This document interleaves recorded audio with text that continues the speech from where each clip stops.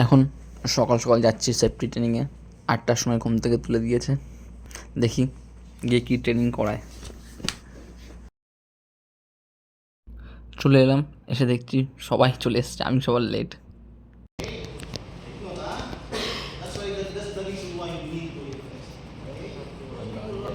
কি বলছে অত বুঝতেই পারছি না, শুধু সবাই মাথা নাড়াচ্ছে, আমিও মাথা নাড়াচ্ছি।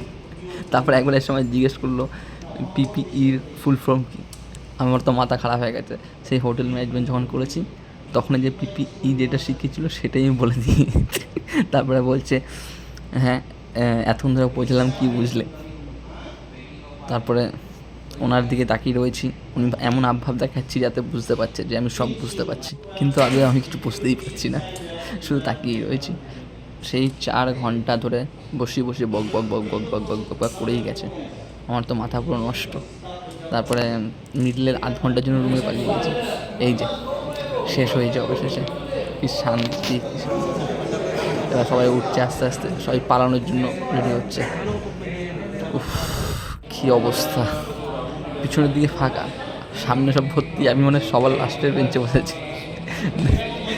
চলো বন্ধুরা, টাটা, এরকম ভিডিও তোমাদের আবার দেবো।